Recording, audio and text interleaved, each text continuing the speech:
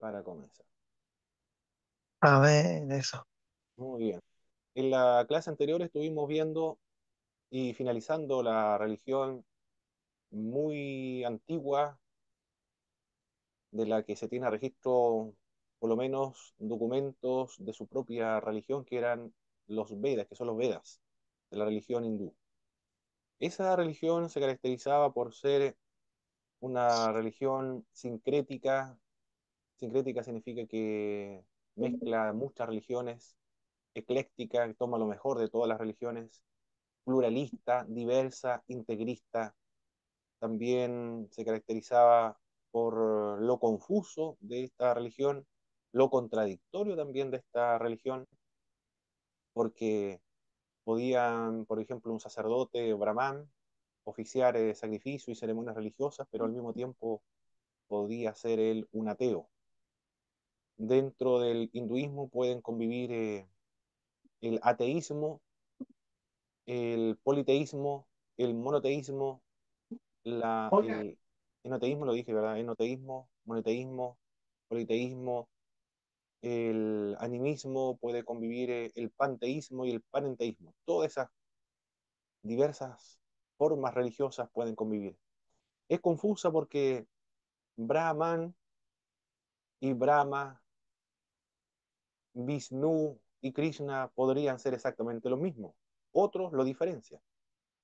Y otros, Krishna es una avatar, una encarnación de Vishnu. Por eso es una religión muy, muy contradictoria, muy confusa también. Pero se caracteriza por lo integrista. Ellos toman, integran todos los conceptos religiosos. Es tolerante en un sentido, pero en otro han tenido guerras por motivos religiosos, principalmente con los Sikhs y también con los musulmanes. Y de hecho se produjo una división territorial. Pakistán, por ejemplo, se dividió de la India precisamente por temas religiosos, por el Islam. Pero al parecer estas intolerancias religiosas no provienen tanto de la India como de los Sikhs y de los musulmanes, que son, los musulmanes son más radicales, más fundamentalistas en ese sentido, pero el hinduismo, como hemos visto, es mucho más tolerante e integrista. Esa era la religión de la India. A los habitantes de la India, los nativos de la India, se le llaman indios, y los practicantes la, de la religión de la India es, o se le denomina los hindúes. No todos los indios son hindúes, porque también hay cristianos, hay budistas, hay jinistas, también hay musulmanes, muchos musulmanes. Ahora vamos a trabajar con otra religión. Nos trasladamos de la India y nos vamos al lado de la India, de las fronteras de la India, que son precisamente China. También China tiene su religión, sus propias religiones. Tienen religiones tradicionales y también tienen religiones que, que surgieron en base a las religiones tradicionales. En realidad no fue una ruptura con las religiones tradicionales, sino en el caso del confucianismo es un rescate de las religiones tradicionales, pero sin darle tanta importancia como el vivir aquí, ahora, en la tierra. Es la religión de Confucio, o el confucianismo, la religión muy importante en China. Las pinturas, el arte, la iconografía, como estamos observando acá, es muy agradable a la vista, por lo menos a mí. Me parece muy agradable en contraste con las pinturas, las estatuas que tenían los de la religión hinduista. Acá me da la impresión que produce una especie de armonía cuando uno ve estos tipos de cuadros, un relajamiento. Eso es lo que me produce cuando veo estos tipos de pinturas. Muy a menudo los estudiosos hacen referencia a tres religiones chinas, con lo que quiere indicar el confucianismo, el taoísmo, el daoísmo y el budismo. Tres religiones conviven en la China. Esto no quiere decir que hayan tres grupos de chinos, con cada grupo siguiendo una de las tres religiones, porque los chinos tienen o tienden a no ser exclusivos en sus religiones. Ahí tenemos una diferencia con los cristianos entonces. Los cristianos somos exclusivos y exclusivistas. Eso significa que el único que puede salvar es Jesucristo. El único camino al Padre es Jesucristo. La única religión verdadera es el cristianismo. Todas las otras religiones son todas falsas, están todos perdidos, y algunos que son más fundamentalistas, todos son del diablo, ¿no? Que son más radicales en cuanto a la comprensión del cristianismo, porque Jesucristo envió a todos los cristianos a predicar el evangelio a todas partes del mundo y no pueden convivir dos religiones dentro de una misma. Esa es la característica del cristianismo. Por eso que eh, solamente se puede ser cristiano para salvar el alma y todo lo demás están excluidos de la salvación. En cambio, los chinos no conciben la religión desde el mismo punto de vista cristiano, porque ellos no son exclusivos. La mayoría de los chinos tiene una devoción a estas tres religiones. Así es que en realidad para ellos estas no son tanto religiones diferentes, sino tres elementos de un mismo conjunto religioso. Eso es para los chinos. Se ha comentado que para el misticismo los chinos van al taoísmo, o para conectarse más íntimamente con la divinidad recurren al taoísmo. Para cuestiones morales recurren al confucianismo, y para las necesidades después de la muerte entonces recurren al budismo. Los chinos entonces comparten entre estas tres religiones su devoción. No son exclusivistas o exclusivos solamente a uno. El confucianismo es la única tradición religiosa que hoy carece de templos, carece de clero, carece de voz institucional. Además, haya sido o no el confucianismo una ideología política, los confucianos jamás organizaron un partido político, ni tampoco realizaron una revolución, ni se hicieron con el poder político. Ahí encontramos otra diferencia con el cristianismo. Los cristianos sí tienen una estructura, tienen un clero, tienen una voz institucional, tienen templos. Las iglesias ortodoxas del Oriente tienen templos, también las iglesias católicas romanas tienen templos, todos los protestantes, los evangélicos tienen templos. A diferencia de algunas iglesias que son las iglesias emergentes, podría ser que no se reúnen en templos, sino que se reúnen en bares, por ejemplo, arriendan algunos lugares, eh, se van al aire libre, practican sus cultos al orillo de un río, al aire libre, en los parques, pero son un novedoso después con el tiempo como un movimiento tan nuevo, emergente, después van a necesitar un lugar estable para poder reunirse y eso ya va a ser, se va a considerar como un templo. En cuanto a las estructuras eclesiásticas, en el cristianismo existe en la iglesia ortodoxa, las católicas romanas, y también dentro de los protestantes existe una estructura. Hay tres modelos de organización eclesiástica en el cristianismo. Está el modelo episcopal, donde hay un obispo. En las iglesias metodistas, el obispo, la figura del obispo es atenuada por medio de las conferencias. También hay un modelo presbiterial donde las autoridades eclesiásticas son los presbíteros, los ancianos de la iglesia. Y también la otra es la congregacional, donde las autoridades de la iglesia ya no es una cabeza, no son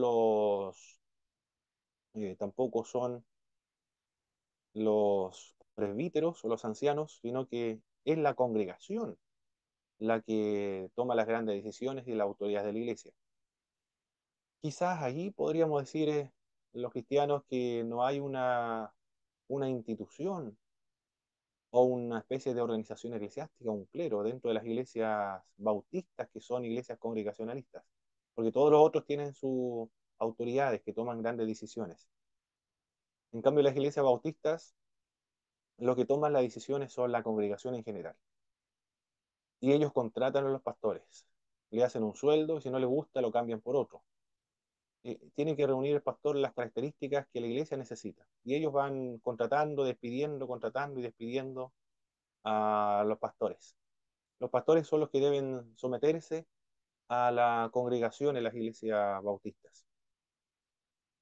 Un pastor bautista se presentó a una iglesia que estaba postulando como pastor. Quizá habrá tenido alguna mala experiencia con otras iglesias, quizá lo cambiaron porque predicaba la palabra de una manera que no le gustó a la iglesia, entonces lo cambiaron y él se fue y tenía muchas convicciones, por supuesto, con el compromiso con la Biblia. Entonces él dijo en tono muy desafiante a la congregación que él estaba postulando, le dijo, aquí hay libertad, en este púlpito hay libertad para poder predicar la palabra de Dios.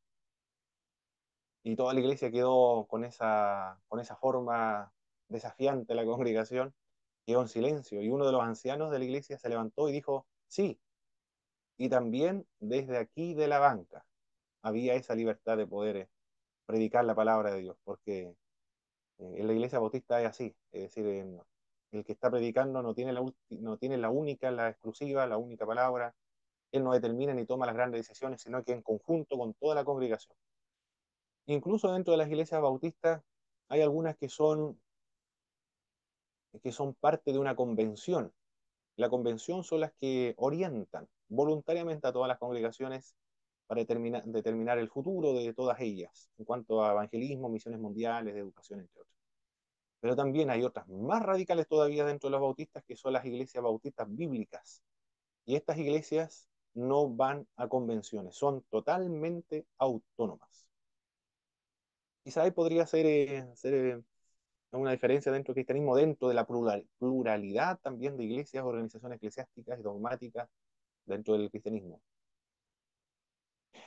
Si bien es cierto, el confucianismo no tiene templos, quiere decir esto que no tienen templos donde todos los confucianos acuden para realizar sus ceremonias religiosas, porque en realidad no existe a un hombre divinizado a quien adorar, porque no se adora a Confucio. Confucio nunca se divinizó, nunca se consideró Dios, nunca ni siquiera un profeta.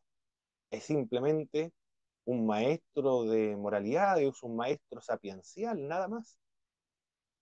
Y la veneración, la práctica religiosa, los ritos ceremoniales que practican los confucianos tiene que ver más bien con sus antepasados. Y para eso no requieren sacerdote ni templo de sus antepasados, puesto que los antepasados son los antepasados de cada uno de la familia confuciana. Todos los confucianos en sus casas adoran o veneran, le queman incienso, algunas ceremonias muy reducidas, muy simples, eh, similares a los antiguos en el campo, cuando cosechaban arveja, por ejemplo, hacían habas cocidas eh, o también arvejas cocidas, dejaban un poco al aire libre para que el vapor llegara a Dios. Esa es una costumbre muy sencilla, muy básica. Ellos veneran a los antepasados. Eso es todo. Por eso necesitan templo. Todos los confucianos hacen eso. Y el que oficia, el que lidera esos servicios religiosos de las casas, son los padres de familia. El papá, o no está el papá, la mamá. Pero eso es todo. Pero también hay un templo. Hay como dos o tres templos que se han dedicado a Confucio. El lugar donde está sepultado es uno de estos templos. La gente va allá para ver, para peregrinar, pero no hay un sacerdocio, un clero donde ofrecen sacrificios e inciensos como Dios a Confucio, sino que es una práctica como quien venera a un antepasado nada más. Eso es todo. Tienen templo, pero no se requiere para la devoción a Confucio. Los templos son las mismas casas donde viven los confucianos. Eso quiere decir, eso es lo que quiero expresar con esto de que carecen templos, carecen de clero, no hay sacerdote ahí, no hay una voz institucional tampoco que las represente. No, aunque una ideología política, pero no han formado partidos políticos. En cambio, los cristianos sí han formado partidos políticos. La democracia cristiana, por ejemplo, un partido cristiano. Y ahora los evangélicos en Chile también han formado un partido social cristiano. Hay un pastor que lo fundó, ¿cómo se llama el pastor? Luciano Silva, juntamente con una diputada que es cristiana también. No recuerdo el nombre pero ellos son de Concepción, muy fuerte los evangélicos en Concepción, el 28%, el último censo que se realizó hace tiempo. Pero ahora yo creo que siguen liderando los de Concepción la cantidad de evangélicos. La primera ciudad evangélica o la región con más evangélico es la región del Biobío, después lo sigue la región de Araucanía, la región de los ríos después, Biobío, Araucanía y los ríos. Los lagos no sé en qué situación nos encontramos nosotros en cuanto a la cantidad de evangélicos, pero Concepción, impresionante la cantidad de presencia evangélica que hay en esa zona. Por eso quizás formaron un partido político, el Partido Social Cristiano. Miguel Ángel Mancilla es un sociólogo creo que, o antropólogo. Él ha escrito acerca de los evangélicos que han formado partidos políticos, le denomina la política del ombliguismo, porque la visión política de los cristianos es muy incipiente, es muy reduccionista y enfatizan aspectos de morales, como por ejemplo no al aborto, no a la ideología de género, no al matrimonio homosexual, y eso es el partido político. Y un partido político no es solamente eso, un partido político pretende gobernar a todo un país, que no solamente hay presencia cristiana, sino a todo un país. Integralmente, en todas las áreas, holísticamente, no solamente en esos aspectos morales, sino mucho más que eso todavía. Y por eso le llaman la política del ombliguismo, porque piensan solamente en algo muy, muy reduccionista para gobernar. Bien, aquí tenemos la imagen de Confucio, un hombre venerable a la imagen, con las arrugas en la frente de un sabio antiguo, un anciano, con barbas largas que expresa la sabiduría.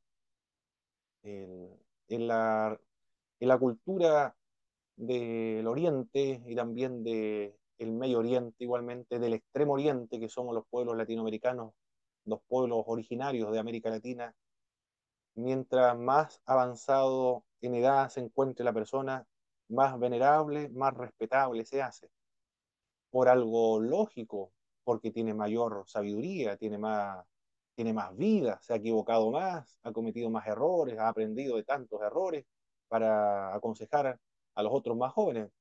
Eso es normal. Sin embargo, no en todos los países, en todas las culturas, las personas que van avanzando en edad son más respetadas. Algunos, de hecho, son en algunas culturas como en Europa, por ejemplo, en los Estados Unidos, son más despreciadas. Yo recuerdo en una oportunidad en un seminario que hubo, un estadounidense, un profesor que yo tenía, habló acerca de una autoridad del Instituto Bíblico que nosotros teníamos en Chile y se dirigió en términos muy agresivos, muy violentos. Yo lo consideré muy violento cuando le dijo, no puede ser que un viejo esté a cargo de una institución, dijo él, debe darle la oportunidad a los más jóvenes. Claro, era estadounidense, los estadounidenses piensan así.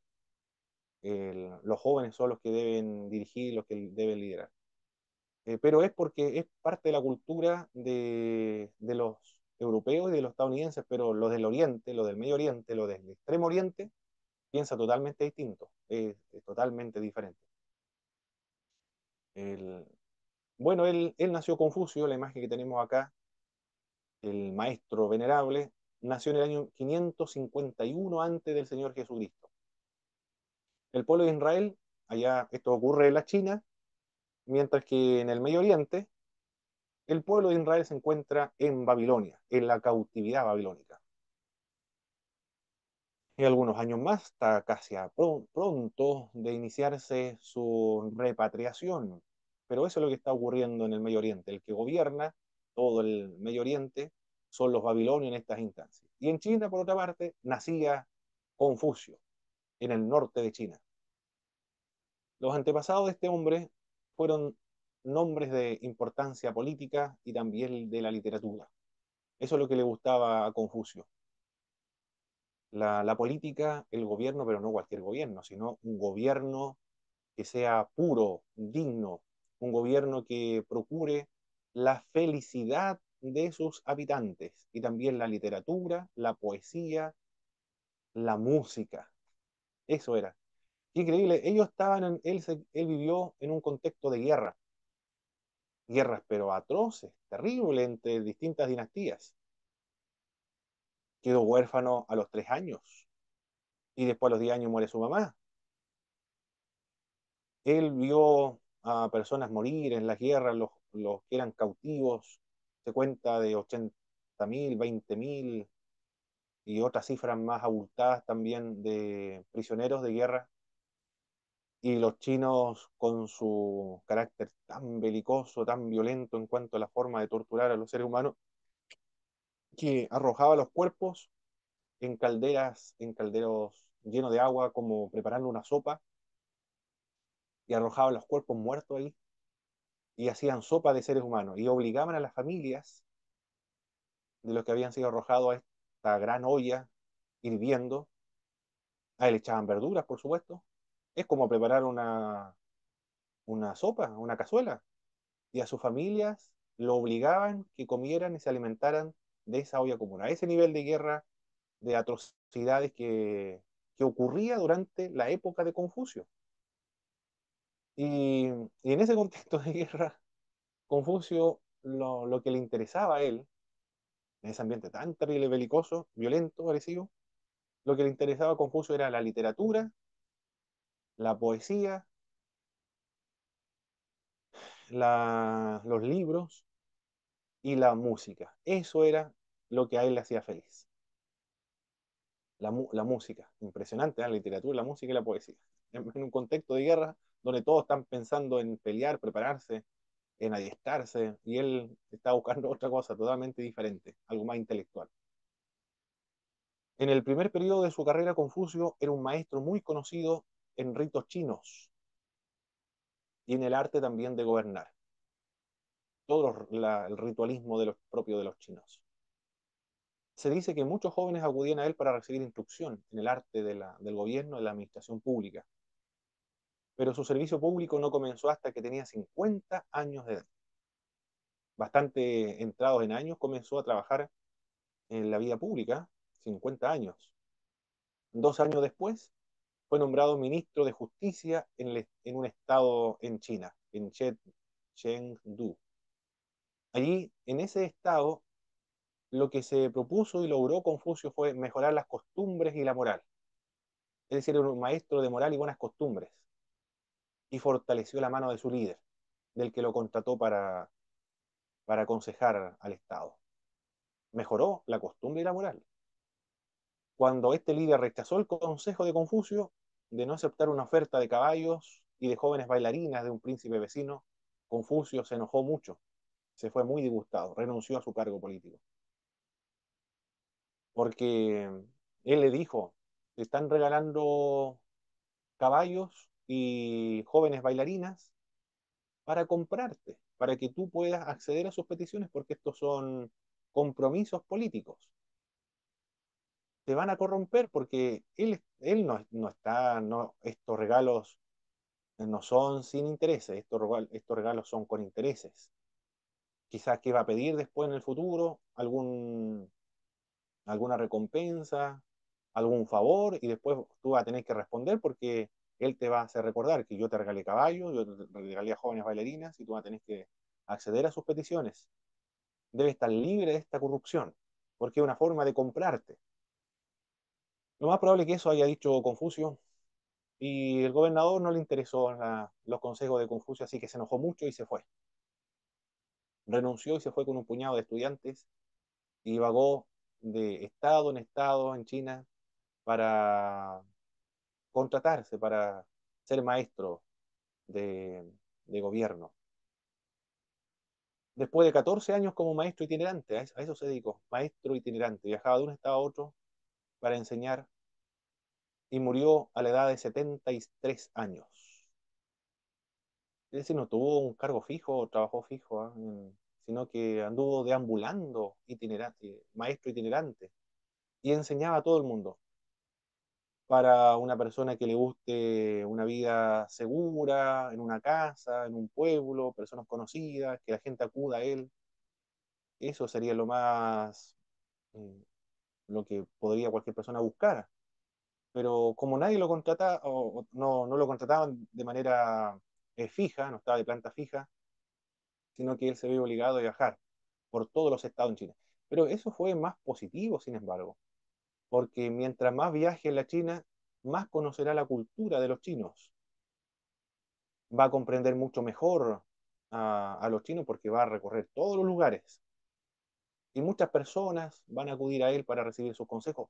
Va a ser más influyente entonces en la China, porque muchos estados recibieron su consejo, quizás. Por eso fue un hombre muy influyente. Hasta el día de hoy es el hombre más influyente en la China. No se puede entender a China hoy sin la figura de Confucio. De hecho, Confucio es mucho más influyente para los chinos que el cristianismo para el occidente, o que Jesucristo para el occidente.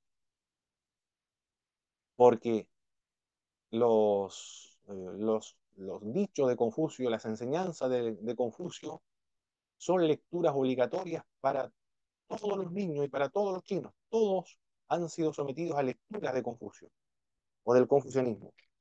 En cambio, los colegios del occidente, las personas es distintas, los gobiernos son distintos, los gobiernos son seculares, son laicos, estados laicos, son colegios municipales que tratan de descartar la religión de los colegios. Y de hecho, en los Estados Unidos se prohibió hace un tiempo la lectura de la Biblia, orar en la sala de clases. Y hay muchos esfuerzos en la época del Renacimiento. Surge el agnosticismo, surge el ateísmo. ¿Dónde surge? En el occidente. Muchas personas incluso se han declarado ateos, agnósticos, escépticos, que no creen en la religión, incluso luchan contra todo tipo de religión. Han negado también la figura histórica de Jesús de Nazaret o lo han corrompido. En los colegios no se lee la Sagrada Escritura, no se estudia como libro obligatorio para todos los niños. En cambio, en China sí. En China todos los niños e incluso los funcionarios públicos antes de la llegada del comunismo, todos debían rendir exámenes con buenas calificaciones de las lecturas de Confucio. Tenían que ser confucianos todos para acceder a cargos públicos.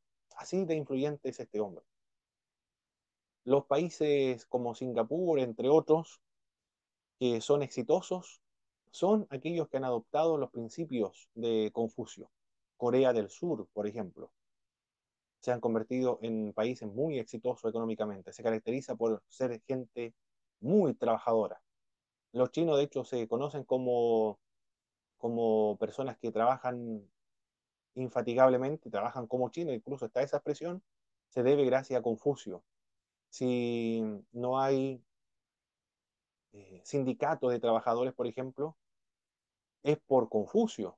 Si tienen respeto a las autoridades en China, es por Confucio, porque se le viene diciendo las autoridades, el papá, después las autoridades políticas, las autoridades de gobierno, lo vienen transmitiendo 12 años, están los niños sometidos a esa enseñanza de Confucio, evidentemente todos van a obedecer a las autoridades políticas, por eso no hay levantamientos, protestas en la China, con excepción de la revolución comunista, pero era porque eran otros movimientos, más una ideología política más radical, pero se debe gracias a la enseñanza de este hombre.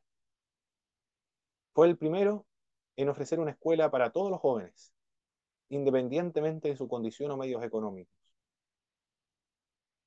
Él enseñaba a todos. Si era un campesino, bueno, recibía lo que uno de ellos le podía regalar: huevos, gallinas, pato, un cordero, o verdura, o fruta. De alguna manera él le cancelaban sus enseñanzas.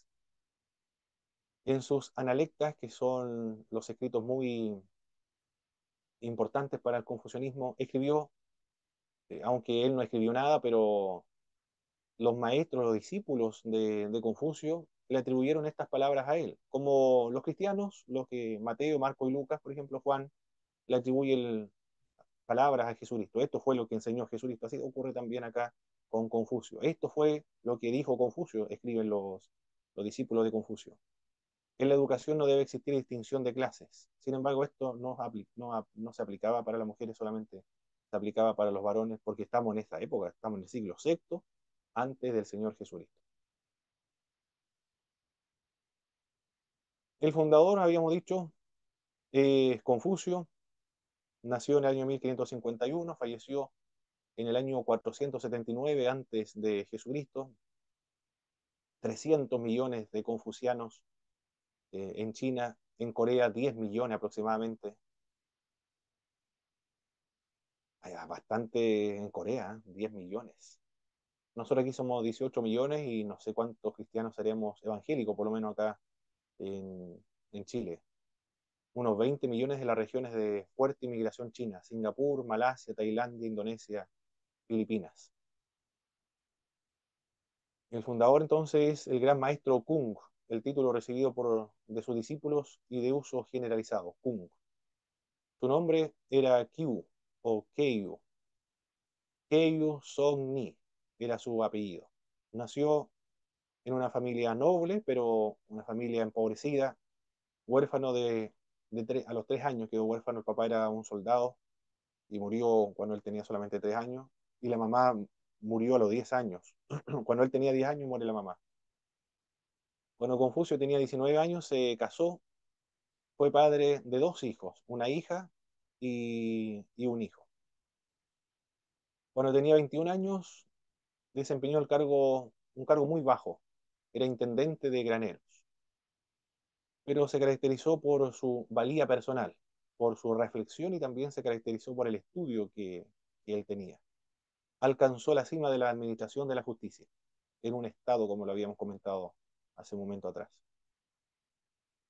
Después de su muerte, se le ha atribuido numerosos libros, sobre todo los llamados libros clásicos de Confucio, aunque no conste que escribiera ninguno.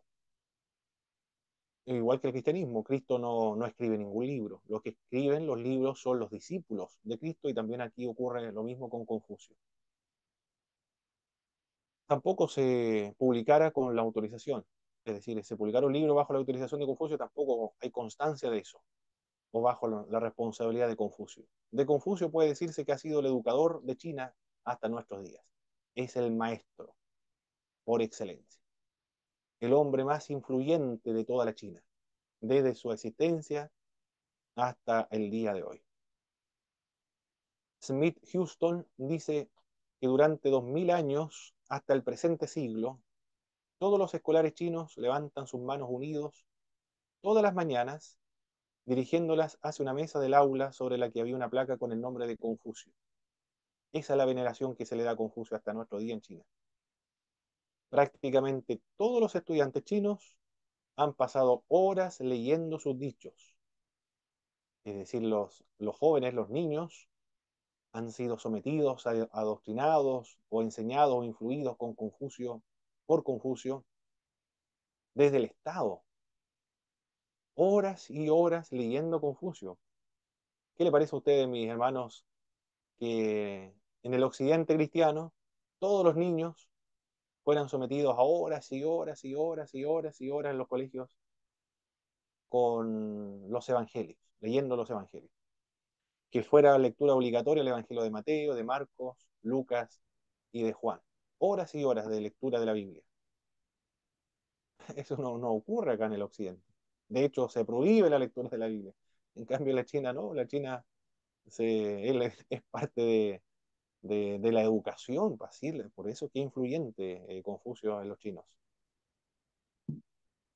También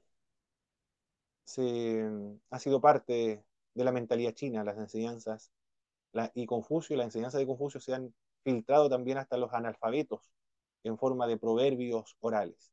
Incluso aquellas personas que no saben leer también han sido sometidos bajo el influjo de Confucio porque se han transmitido las enseñanzas en forma de proverbios. También los gobiernos chinos se han visto influidos por él, más que por ningún otro personaje. Desde el inicio de la era cristiana se exigió a muchos de los que ocupaban los cargos oficiales, incluido algunos de los más altos, que tuvieran conocimiento de los clásicos confucianos. Todos los que van a gobernar tienen que demostrar que conocen los clásicos confucianos. Es como pedirle acá en Chile los que quieran ser candidatos políticos y los que quieran ostentar a cargos, por ejemplo, de alcalde, de gobernador, de intendente, de concejales, de, bueno, de cualquier cargo público aquí en Chile, tienen que demostrar su conocimiento en los evangelios y en las doctrinas bíblicas. Algo más o menos así es lo que 2000 años tuvieron así, mucho tiempo, los chinos. Esa ha sido la influencia impresionante. Ha habido una serie de intentos, algunos cuasi oficiales, de elevar a Confucio incluso a la dignidad de divinidad. No fue el autor de la cultura china, dice Houston Smith, sin embargo fue su editor supremo.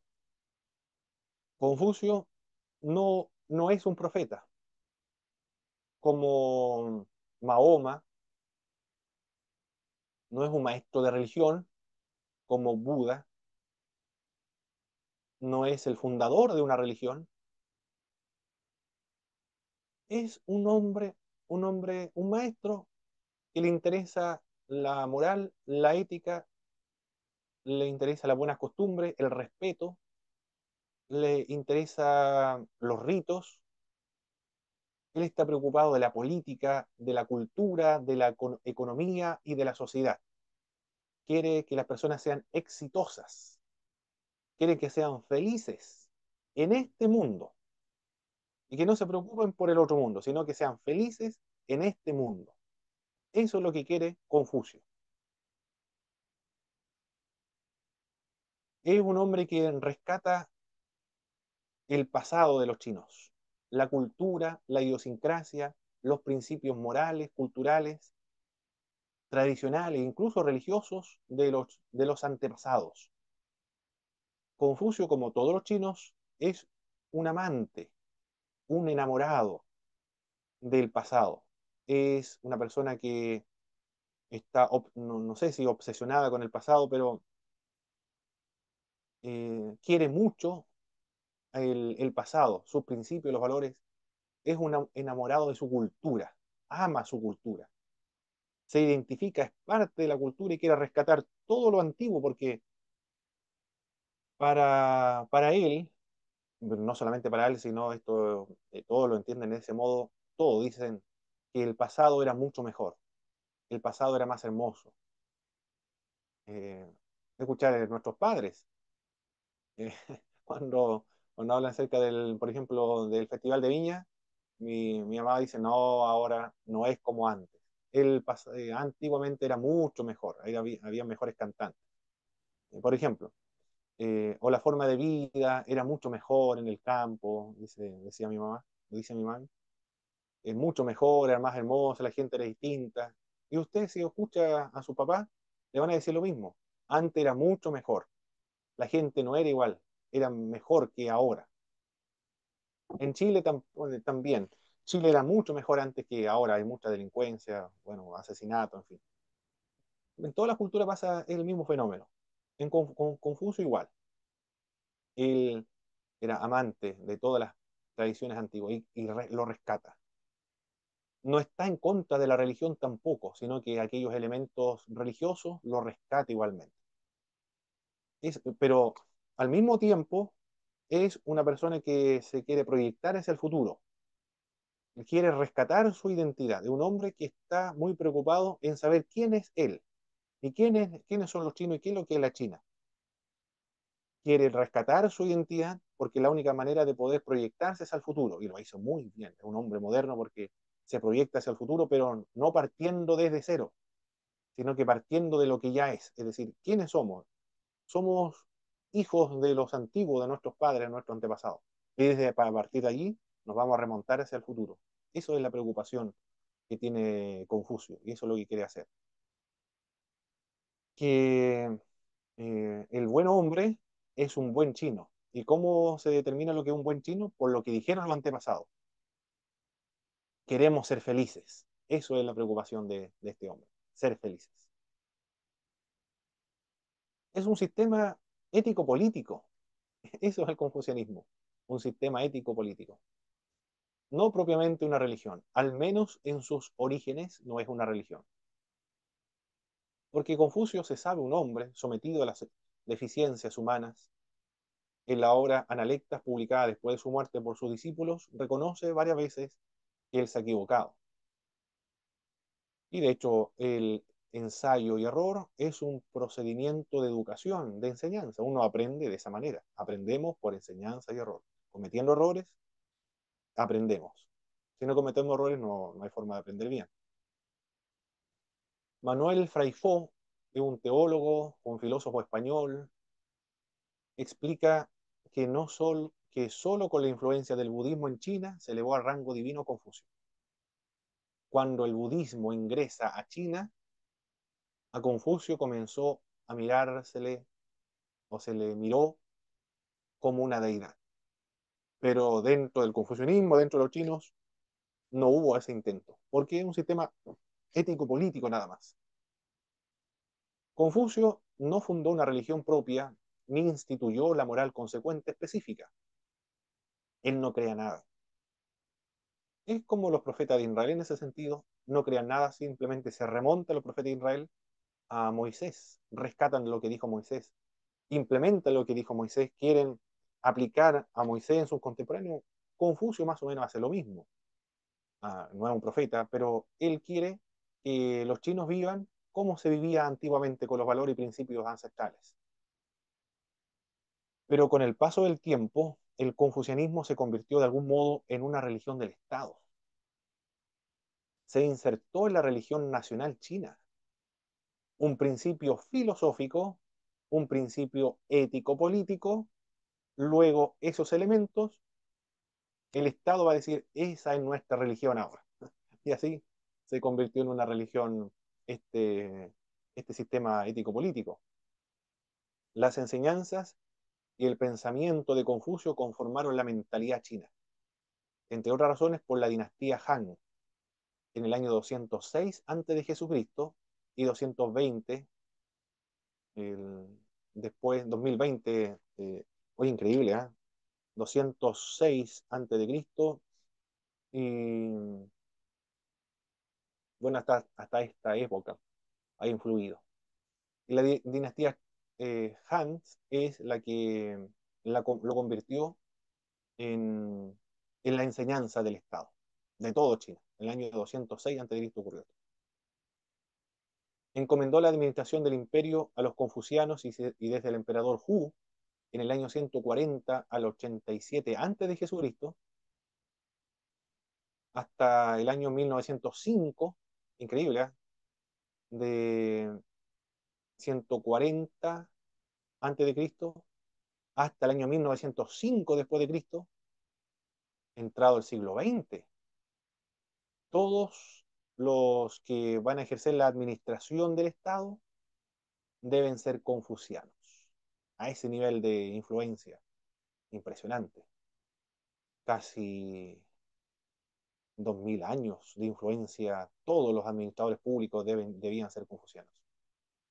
Eran nombrados los administradores públicos o los funcionarios públicos de acuerdo con los resultados obtenidos en un examen de las materias relacionadas con las competencias del cargo, sino más bien sobre los clásicos confucianos, considerados confucianos. Debían haber leído los clásicos confucianos. El emperador o un delegado suyo hacía las ofrendas y desempeñaba el culto tributado a Confucio. Pero estas ofrendas, me parece, Y estos sacrificios no son a un dios, porque hay que introducirnos a la mentalidad china.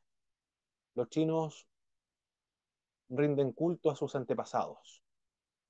Los antepasados no están, si bien es cierto, están muertos, pero la relación de los chinos con los antepasados es dinámica y de alguna manera están vivos. Por eso que ellos le rinden culto diariamente a los antepasados. Le encienden, le queman incienso, le dan ofrendas también de cereales, puede ser, o de flores también. Cuando tienen que tomar decisiones muy importantes, como por ejemplo cambiarse de ciudad, cambiarse de trabajo, emprender un proyecto, una empresa muy importante, los chinos van a consultarle a sus antepasados, a su mamá que está difunta, a su abuelo que está difunto, y le consultan, porque su relación con los muertos es esa, con sus antepasados es esa.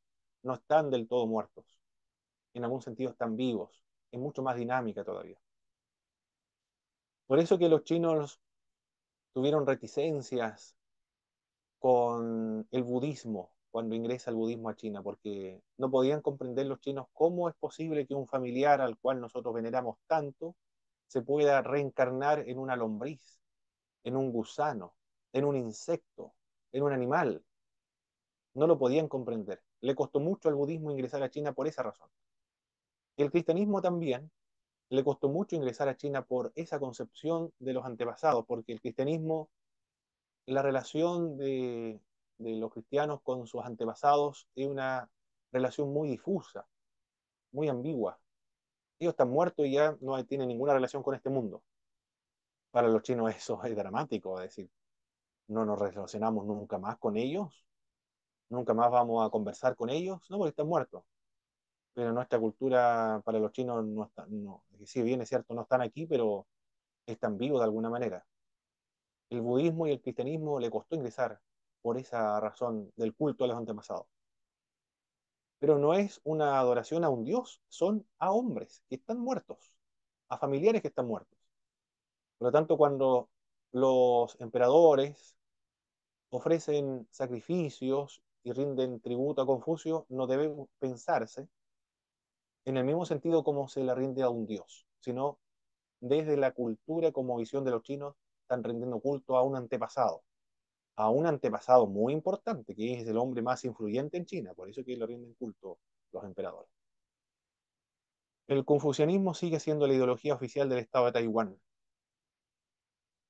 Ese es el principio religioso de Taiwán. Por eso que es muy exitoso. Son estados muy prósperos, porque la característica del trabajo fuerte, el trabajo duro. En nuestros días los confucianos tienen un altar en sus viviendas y eso es el culto, en un altar, su iglesia, su templo en la casa. Y en la casa tiene un lugar muy particular donde ellos tienen una imagen de sus antepasados. Realizan algunas posternaciones, incensaciones, ofrendas de alimento o floreros. Esto lo realizan los familiares, los padres de familia. En eso consiste nada más. Eso es el confucianismo, la práctica del confucianismo. Ni siquiera Confucio, sino que los confucianos rinden culto a sus antepasados como todos los chinos desde siempre. Conservan el ritual tradicional relativo a los muertos, también donde el enterramiento confuciano ha sido sustituido por la incineración budista.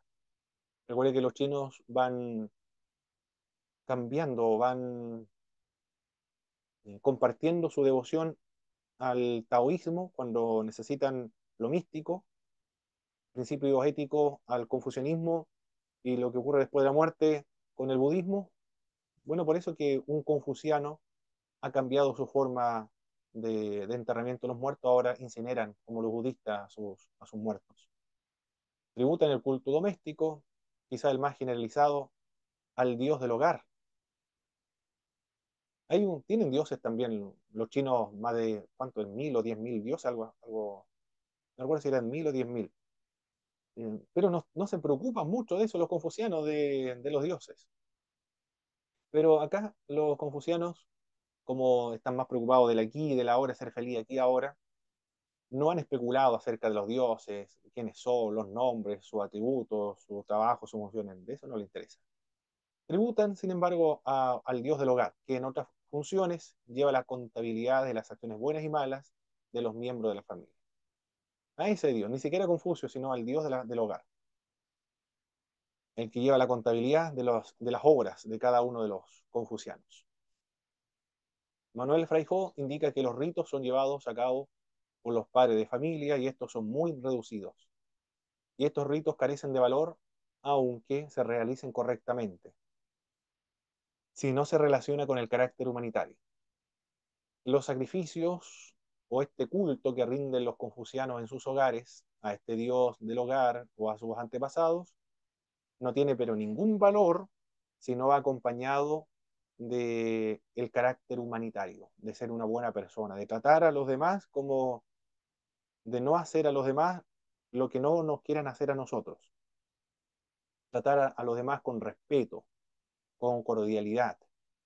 Confucio decía que tus palabras suenen sinceros y que los gestos de tu rostro acompañen la sinceridad y la verdad, que no haya o que no exista en doble intención en sus actos y en sus palabras, y que traten de actuar de una manera muy cortés.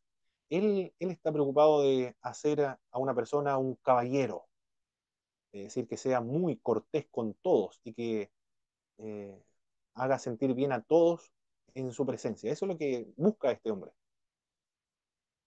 Por lo tanto, tiene que tener ese carácter humanitario. En este sentido, son similares a los profetas del Antiguo Testamento. El profeta Isaías dice, vanas son estas ofrendas de cereales, de vacunos, de grasas, de machos cabríos, de ovejas, de bueyes. Mi corazón, o Dios lo decía, estoy harto de todo esto. Me descompone el estómago todos estos sacrificios porque no iba acompañado de una sinceridad, de una transformación de su ser, de su interior. No había una voluntad de servir a la ley de Moisés. Por eso que Dios le detestaba estos sacrificios. Dice casi lo mismo Confucio, pero en otro sentido. Si estos sacrificios que se rinden en los hogares y estos cultos del hogar, si no va acompañado de un carácter humanitario, no tiene ningún sentido a realizarlo. No valen nada, decía Confucio. Es parecido, ¿eh? No se toparon, no se conocen con Isaías, por ejemplo, porque Isaías existió 200 años antes que Confucio, pero allá en el Medio Oriente. Pero prácticamente dicen lo mismo. Hubo un proceso de deidificación de Confucio. Un emperador ofrece sacrificio en su honor en el año 195 a.C. Como un antepasado, lo más probable, no creo que haya estado pensando en un dios. En algunos escritos del siglo III después de Cristo se le considera un dios hijo de un mítico emperador negro. Si se deidifica a Confucio, se debe, gracias solamente, a la influencia del budismo, pero no por el confucianismo. Se le elevó a un templo en su ciudad natal, en el año 422 después de Cristo. Ahí tenemos un templo, ese templo es un templo confuciano, pero es el lugar donde está sepultado Confucio. Se le elevó un templo en la capital luego del Imperio Chino, 505 después de Cristo. Ahí tenemos ya dos templos. Título Maestro Supremo en el año 605 después de Cristo.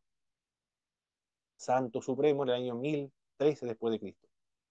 Fue incluido entre los dioses de la primera categoría en el año 1907 después de Cristo.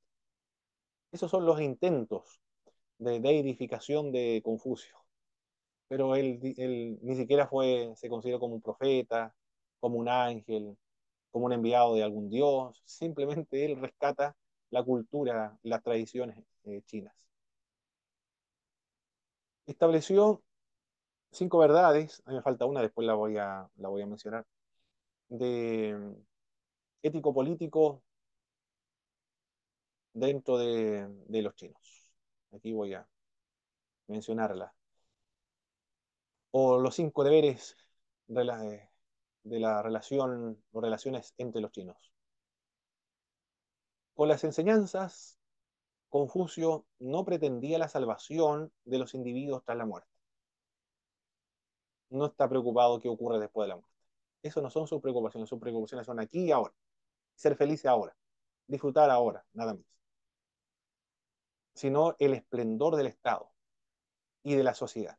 Cuando él está preocupado mucho del tema político del Estado, porque él quiere que el Estado procure el bienestar social, el bienestar y la felicidad de todos los miembros de los súbditos del Estado. Esas son sus preocupaciones. Mediante la renovación de sus miembros, la transformación de cada individuo en, en el hombre superior, un hombre noble, caballero, mediante la educación total. Es decir, una cierta disciplina, la bondad, el valor, la práctica correcta de los ritos. Estos ritos tenían eficacia mágica, mágica religiosa. De esta manera, cualquiera, al margen de su condición social, de sus estudios, puede llegar a ser perfecto como hombre chino. Los caballeros, los nobles, los que van a aspirar al poder, no son por nacimiento, sino por educación, por los que demuestren una disciplina y una vocación. Esos son lo que intenta lograr los que van a ejercer el poder político este hombre. Confucio cimienta y hace girar este sistema de relaciones tradicional en China sobre dos pivotes, a saber, ¿cuáles son estas? La piedad, especialmente en su dimensión básica filial, que conecta con el recuerdo, la veneración e influjo de los antepasados. También la ley o principio ético de la reciprocidad. Confucio enseñó sobre la reciprocidad. Dijo, lo que no quieras que te hagan a ti, no se lo hagas tú a nadie. Esto lo dijo en el siglo V, el siglo VI antes de Cristo. Cristo después lo va a repetir en el siglo I. Lo dijo antes de Cristo entonces, pero Cristo lo invierte, le da una connotación más positiva. Así como los hombres, así como quieres que los hombres te traten a ti, así también tú trátalos a ellos. Acá en un sentido negativo, no trate a los demás como no quieres que te traten a ti. No fue el fundador de una nueva religión, sin embargo, aquí tenemos algún elemento de no era ateo tampoco, no luchó contra la religión, no era un escéptico, aunque algunos sí lo han denominado así, pero a él le interesa todos los elementos culturales de los tradicional y de lo ancestral de los chinos. Porque él creía que había recibido del cielo su misión. Entonces, es una especie de como un profeta en este sentido, pero es muy diferente. No tiene relación con lo espiritual, ni con preparar el alma para el estado eterno. No habló acerca de eso. Su misión, sin embargo, él reconoce, lo recibió del cielo. Cuando hablamos de cielo en el confucianismo, no debemos pensar en el cielo cristiano, sino que es un estado donde se encuentran los difuntos, los antepasados. Eso es el cielo para los confucianos. El cielo es donde están todos sus antepasados. Y hay otro antepasado supremo, un gobernador, quien gobierna sobre todo esos antepasados. Eso es el cielo para los confucianos. Allí, entonces dioses no están presentes o no son relevantes porque los que están allí son antepasados y el que gobierna ahí es otro antepasado también, un antepasado supremo. No obstante, ha sido considerado como un escéptico, un agnóstico y hasta un ateo, pero bajo ningún punto de vista puede ser considerado en este sentido. La realidad es que en su vida respeta y acepta las creencias del sustrato chino, lo rescata de hecho, pero no le interesaron las discusiones religiosas acerca de la divinidad. Él no es un teólogo, él es un maestro de moralidad, es un maestro del buen gobierno, de la administración pública, del arte de gobernar. no es un teólogo, no es un profeta, no es un maestro de religión, no le interesó hacer teología bajo ningún punto de vista. Tampoco está interesado acerca de los espíritus. Incluso cuando alguien estaba interesado en los espíritus, él los censuraba. Se preocupa del hombre, afirma la igualdad esencial de todos, todos son iguales, y trata de satisfacer el ansia de la felicidad. Él quiere que todos sean felices, pero en cada instante de esta vida, no después de la muerte, sino quiere que sean felices ahora. Por eso define el buen gobierno como aquel que consigue hacer feliz al pueblo. El gobierno legítimo, dijo Confucio, es aquel que hace feliz al pueblo y todos están conformes con el pueblo. El pueblo legitima al gobernador, pero cuando el gobernador es un tirano, es un corrupto, entonces el pueblo tiene derecho a rebelarse. Y eso está en relación con lo que desea el cielo. El deseo del cielo es el deseo del pueblo. Mire lo que está diciendo ahí.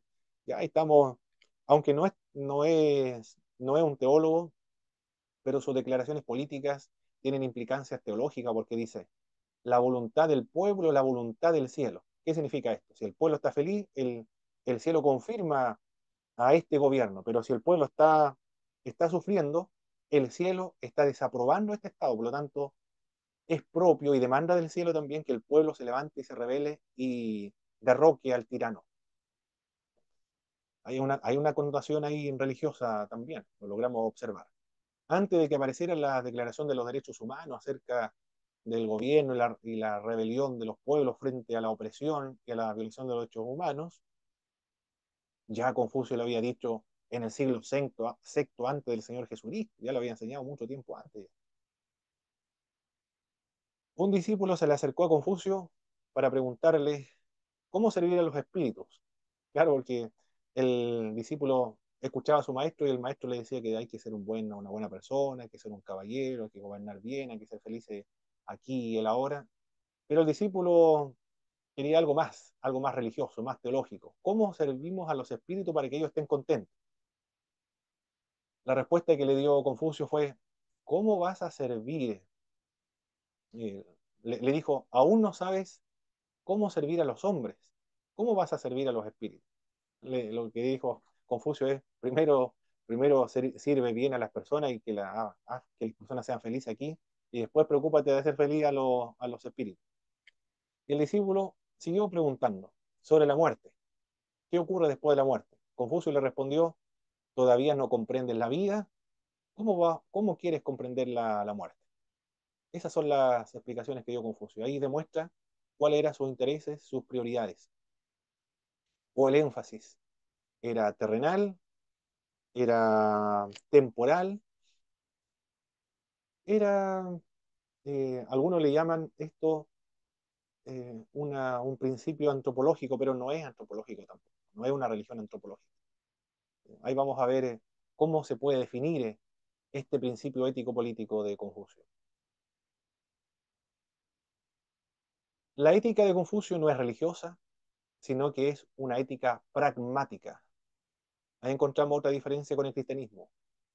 La ética cristiana se fundamenta, y esto lo puede anotar para que no se lo olvide, porque nos ayuda a comprender la diferencia entre uno y otro. Además, lo puede anotar usted para responder el examen. La ética cristiana se basa en un estándar. La ética cristiana, el estándar de la ética, de la justicia, de la moral, de, del comportamiento de los seres humanos, de determinar quién define lo que es bueno, lo que es justo, lo que es bondadoso, lo que es malo y lo que es bueno, quién define todo eso. Es Dios. El estándar de la moralidad es Dios. En el cristianismo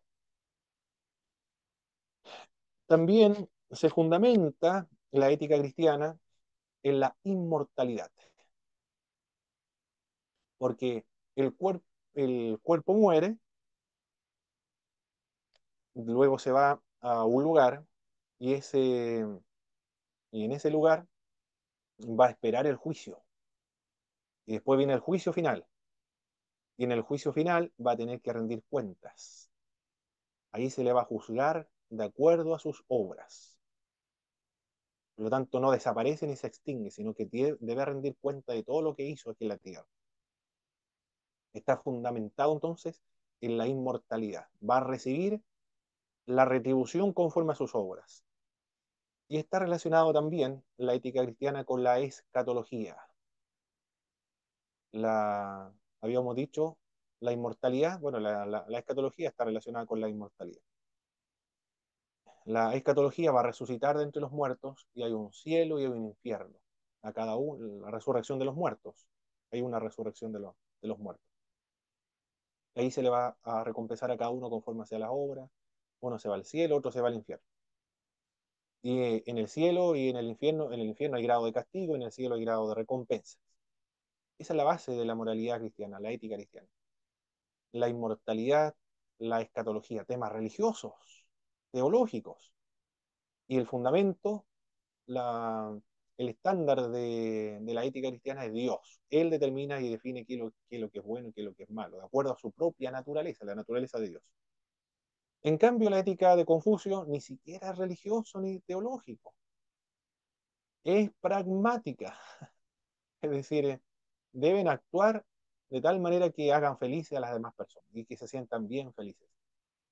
Tienen que ser educados, corteses, caballeros, amables, benignos, bondadosos, en sus dichos, en sus tonos y también en sus gestos, que se demuestre la sinceridad, la pureza y que se demuestre también el, la, o la persona que se sienta cómoda cuando le escucha, que no haya una doble intención de lo que se está diciendo, que haya sinceridad y pureza en lo que se dice.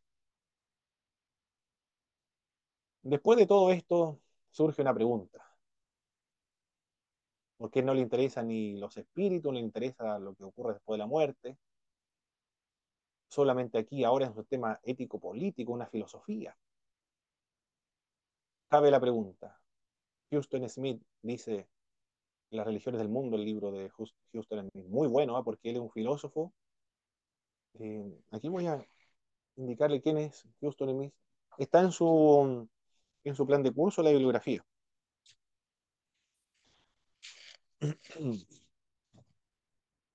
Houston Smith está considerado como una autoridad mundial en la historia de las religiones, a ese nivel. Una autoridad mundial en la historia de las religiones y filosofía de las religiones comparadas. Es decir, este libro es realmente, aquí lo voy a mostrar. Aquí lo van a ver ustedes. Ajustar fondo, creo que se puede aquí. Aquí está. Este es el libro de Houston Smith, Las religiones del mundo. Hinduismo, budismo, taoísmo, confucianismo, judaísmo, cristianismo, islamismo y religiones tribales. Ahí está. Ahí está alguna imagen, ahí está la imagen del profesor Houston Smith. Si tienen la oportunidad de comprar este libro, es muy, muy bueno, ¿eh? Es extraordinario esta obra de Confucio. Ya me voy a cambiar de... Aquí me voy a ir ahora.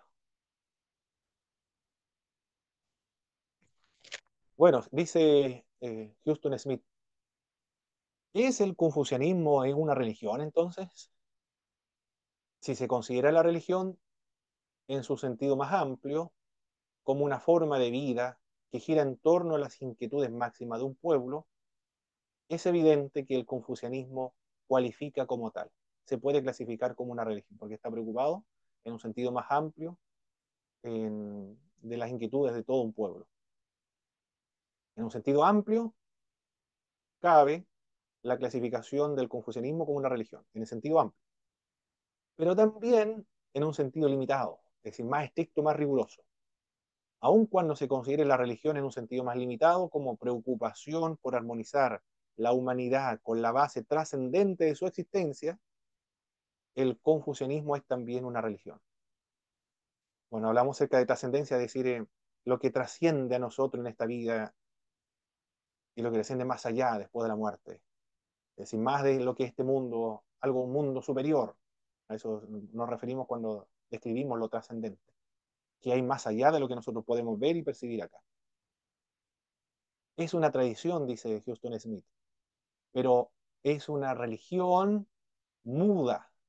Me gustó la definición, recuerde que él es un experto mundial en temas de religión, él sabe de religiones comparadas, pero él dice, el confucianismo es una religión muda. Yo creo que lo voy a escribir esto porque esta definición es muy precisa para definir el confucianismo. Es una religión muda. Eso es. Una religión muda. Confucio no rechaza la religión tradicional china, donde se concibe lo trascendente. El cielo es el lugar de los antepasados, gobernado por un antepasado supremo, y este antepasado supremo se llama Chan Ti. Ese es el antepasado supremo. An, Antepasado supremo. Él es el que gobierna el cielo. El cielo no es un lugar, sino es un estado donde se encuentran todos los difuntos. Y la relación de los chinos con los difuntos es dinámica. Para ellos no están muertos, sino que hay una relación de vida con ellos todavía. Por eso que conversan con sus antepasados. Lo que hizo Confucio en realidad fue desplazar el énfasis del cielo por la tierra. Los chinos tradicionalmente están enfatizando el cielo. En cambio, Confucio lo que hizo fue invertir el énfasis, pero no lo eliminó, sino lo invirtió. El énfasis fue ahora en la tierra y no tanta preocupación por lo que ocurre en el mundo de los antepasados. Eso es todo. Fue reservado en cuanto a lo supernatural. La ética es una demanda cósmica. Incluso él se consideró como una misión o con una misión dada del cielo. No es el mismo cielo cristiano, como había dicho. El más alto ideal confuciano es la doctrina del justo medio, el hombre formando una trinidad con el cielo y la tierra. Él, el ser humano, debe formar una armonía, una trinidad entre el cielo y la tierra, es decir, el cielo con lo antepasado, pero lo que se vive allá en el cielo, digo allá para decir algún lugar, donde están todos los antepasados chinos, esa ética que existe ahí, esa moralidad, esa norma de conducta, esa es la que se debe replicar aquí con los hombres en esta tierra. Debemos vivir aquí como se vive allá en el cielo. Esa es la Trinidad a la cual está aludiendo Confucio.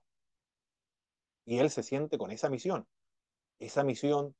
de promover esta ética política, política, económica, social, cultural, nacional, religiosa también. Eso lo recibió el del cielo. Así se siente Confucio. El proyecto de convertirse en un ser humano pleno. ¿Cuál es el modelo del ser humano pleno? El modelo es lo que está allá en el cielo, sus antepasados. No está hablando de ángeles ni de Dios, está hablando de los antepasados. Implica, el ser humano supremo implica trascender sucesivamente el egoísmo, el nepotismo, el localismo, el etnocentrismo, el nacionalismo chauvinista, es decir, aquellos que se sienten muy orgullosos por el simple hecho de ser o perteneciente a alguna nacionalidad, el aislamiento y el humanismo autosuficiente. No es una religión humanista secular, no es humanista, no es una religión antropocéntrica tampoco. El humanismo confuciano es un humanismo inclusivo. Se predica una visión antropocósmica y ahí tenemos el término que es más consecuente con la religión de Confucio. Y una religión antropocósmica. Eso es, una visión, una predicación antropocósmica. Ahí está. Esos son los términos para ser consecuente con lo que dicen los expertos mundiales en religiones comparadas, como Houston Smith, de lo que es propiamente el confucianismo. Una religión no es antropocéntrica, no es humanista, es una visión o una religión antropocósmica. El cosmos, cuando hablamos acerca del cosmos, nos referimos al cielo. Es decir, lo que se vive allá en el cielo es lo que se debe vivir aquí en la tierra. Los ideales, la moralidad, la ética, el comportamiento de lo que existe ya entre los antepasados debe existir también aquí en la tierra. Allá son todos felices, acá también deben ser felices. En la medida que se practique lo que está allá arriba en el cielo, los principios del cielo se practiquen aquí en la tierra. O sea, no es una religión que no considere lo trascendente, también lo considera, pero no lo enfatiza, enfatiza solamente lo terrenal. ¿Alguna pregunta, mis queridos hermanos, hasta ahora? No sé si lo he logrado explicar bien. ¿Alguna pregunta, algún comentario sobre el confucianismo? Buenos días, mi hermano Pablito. Quería hacer la Bueno, dígame, consulta. doctor Marcos, ¿Qué era la idea de religión muda? que no habla mucho sobre los temas de espirituales, divinos, trascendentales. No es teológica en ese sentido. No especula, no hay disquisiciones teológicas, especulaciones teológicas, no habla acerca de los espíritus, es reservado en esos temas espirituales y teológicos. Lo único que habla el confucianismo es en el aquí, en el ahora, en lo temporal y en ser felices aquí en la tierra. Eso es la idea de la religión muda. En realidad, si me preguntan sobre los demonios, sobre los espíritus, sobre la resurrección, sobre la mortalidad, yo no digo nada. No, porque eso fue lo que dijo un discípulo. ¿Cómo puedo servir a los espíritus? Todavía no sabes servir a los hombres aquí en la tierra y te vas a preocupar de cómo servir mejor a los espíritus. Sirve primero mejor a los hombres aquí en la tierra, pero no, después te preocupas de los temas espirituales. ¿Qué ocurre después de la muerte? Todavía no sabes vivir bien aquí en la tierra y te estás preocupando acerca de la muerte. A eso se refiere. Esa ilustración demuestra muy bien cuáles eran los intereses de Confucio. Pero no es que no crea, sino que cree. Pero no le interesa, tampoco podemos decir que es indiferente, porque no es agnóstico, no es ateo, no es escéptico, sino que invierte la posición, conversa y habla más de lo que ocurre aquí en la tierra que del cielo. No sé si lo expliqué bien, mi pastor Marcos. Gracias, hermano Pablito. Comprendí. Muy bien. ¿Algún otro comentario, mis queridos hermanos? ¿Qué le parece el confucianismo?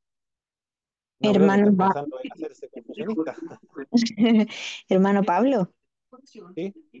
eh, esto de lo que estaba hablando usted dice que se le consideraba a Confucio como escéptico, agnóstico y hasta un ateo, pero no lo Exacto. era. No, bajo ningún punto de vista. En absoluto, no. Ah. No lo era. ¿Y por qué se le consideraba? Por esto mismo de la religión muda, ¿o no?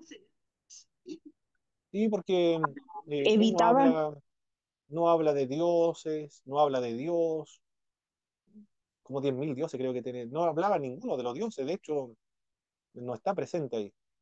No habla de los espíritus, no habla de lo que ocurre después de la muerte, no le interesa.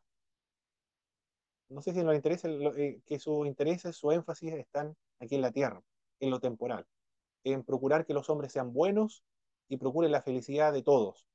Sus preocupaciones son políticos, económicos, culturales, nacionales y terrenales y temporales. Esas son sus preocupaciones. Políticos, culturales y económicos. Estatales, esos son su énfasis. Su énfasis no es teológico, no es religioso. Por eso se le llama ateo, agnóstico o escéptico. hermano Paulo, y en ese sentido, por ejemplo, ellos se preocupan de ser buenas personas, de vivir bien aquí en la tierra, de ser felices acá. Correcto. Sí, sí. Se puede igual decir que en eso se parece un poco a lo que se nos enseña a nosotros como cristianos, que por ejemplo para nosotros llegar un día a estar con nuestro Señor, debemos ser obedientes a su palabra, debemos hacer bien mientras estamos acá, ¿o no? O no sé si me expliqué bien. Sí, la entiendo, hermana. Cristianismo, aquí voy a anotar, confucianismo. En temas éticos, aquí estamos hablando de temas éticos, éticos, éticos. Ya. El estándar, el estándar de la ética en el cristianismo es Dios. Es decir, ¿cómo sabemos qué es lo bueno y qué es lo malo? Dios es el que define eso. Decimos que esto es bueno porque es consecuente con la naturaleza divina de la bondad. Decimos que esto es justo porque es consecuente y lo extraemos de la justicia de Dios. Él determina lo que es justo, lo que es bueno, lo que es malo. No se puede decir que esto es malo sin tener a Dios como estándar. Por eso el ateísmo dice, está evaluando al cristianismo en términos morales, pero resulta que ellos, ¿cuál es el estándar de la moralidad de los ateos? Se lo piden prestado al cristianismo, porque no tienen cómo decir esto es bueno, esto es malo, sin la presencia de Dios, porque ¿quién define lo bueno y lo malo? Solamente Dios es el estándar universal. Y la base de la ética cristiana es la inmortalidad, esca, escatología. Bueno, la inmortalidad es parte de la escatología. Es religioso entonces, en ese sentido es eminentemente religioso, religioso teológico. Esa es la ética cristiana, la ética cristiana.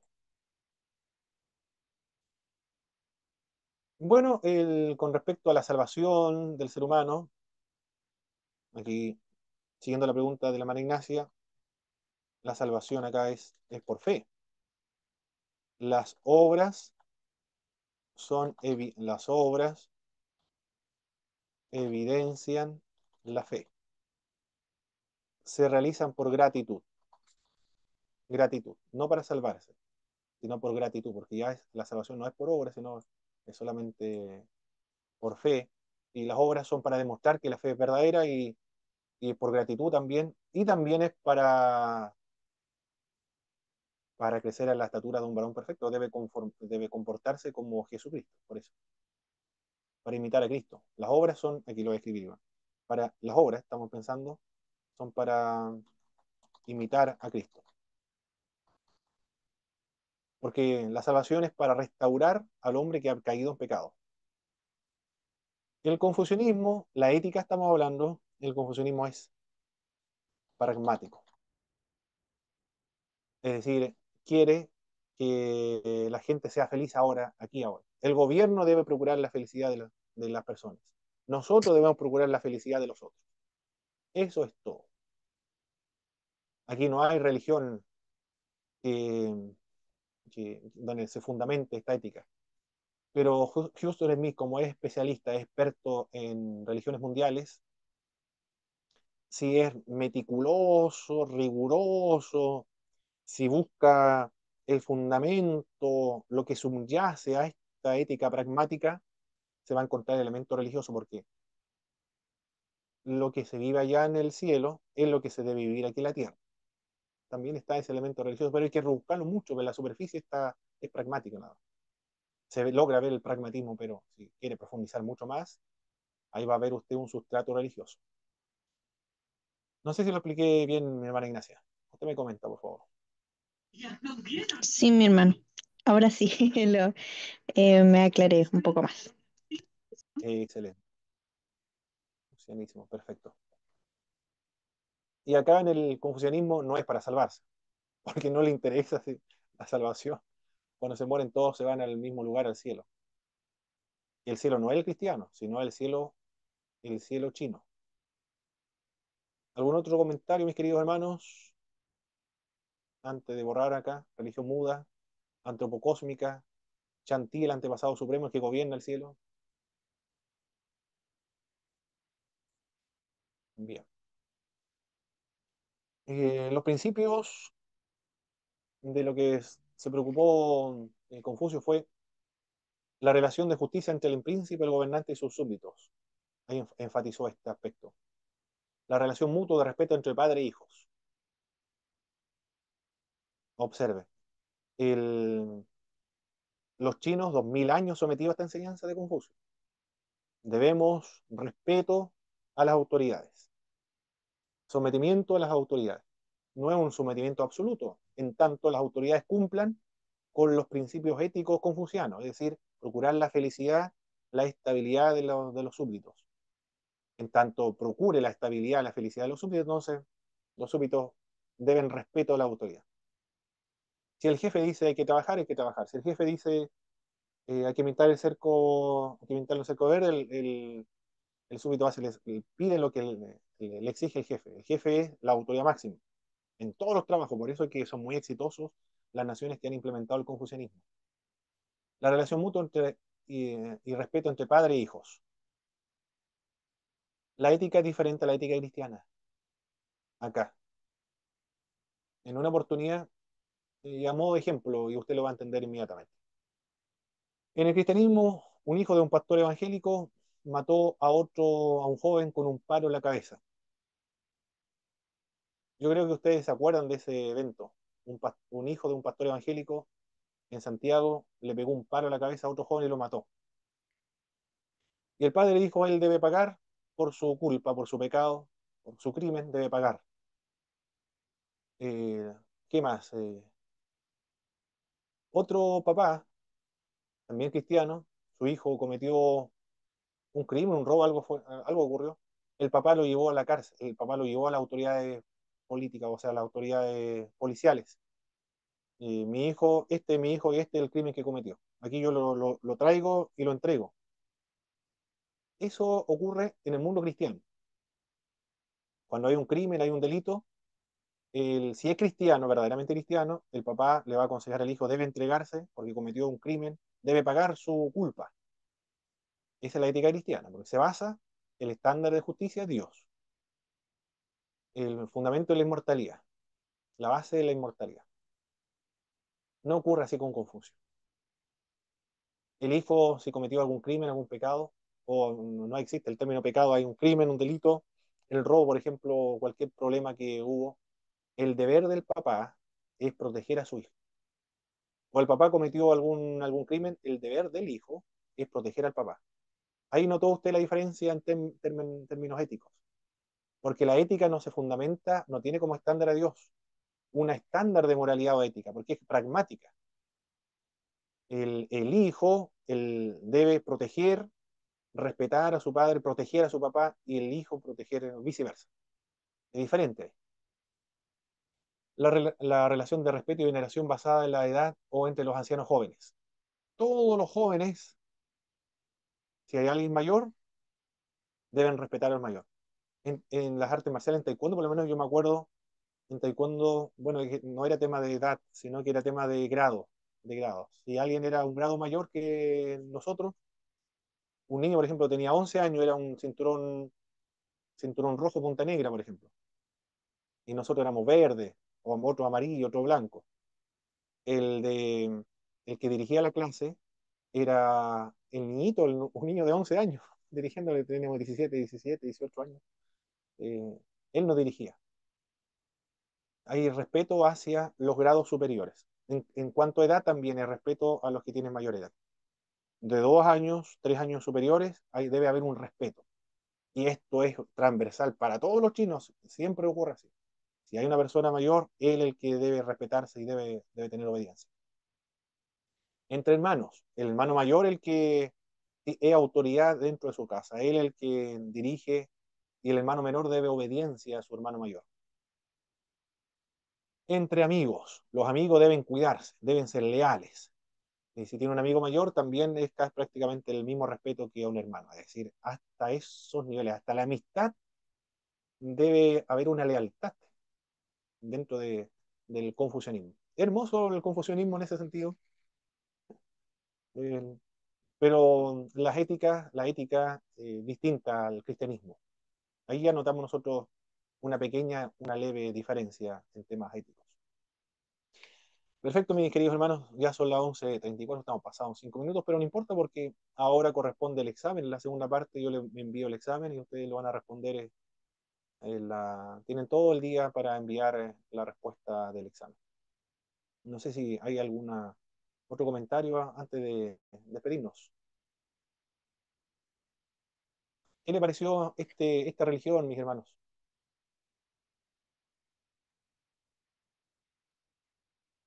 A mí me pareció muy bueno este estudio. De verdad que me enseña bastante y nos aporta bastante para poder marcar la diferencia y poder enseñarlo también. Sí, así que estoy muy agradecido. Perfecto. Muy bien, ¿nadie más? ¿Más? Muy bien. Mi doctor Elías, por favor, nos dirigen una oración para estar concluyendo la clase.